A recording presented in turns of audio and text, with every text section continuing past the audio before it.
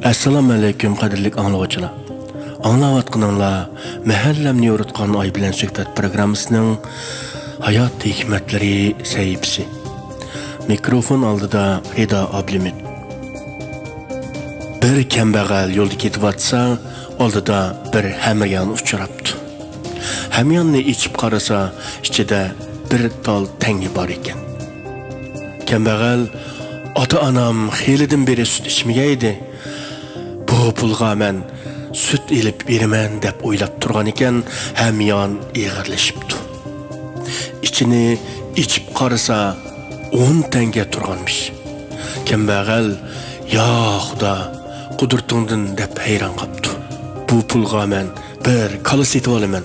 Shundala ota-onam balarim har kuni sut ichalaydi deb o'ylagan ekan, hamyon yana ig'irlashibdi.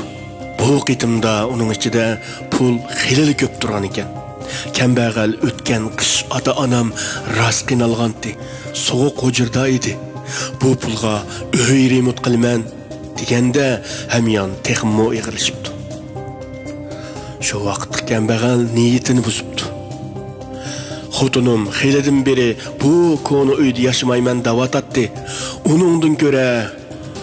Onundan ko'ra konu uyni ota-onamga qoldirib, yangi uy ilib ko'chib ketimiz deb o'ylab turgan ekan, hamyon asli holda qaytibdi. Ya'ni ichidagi hamma pul yo'qilib, ashu bir tanga qolgan ekan.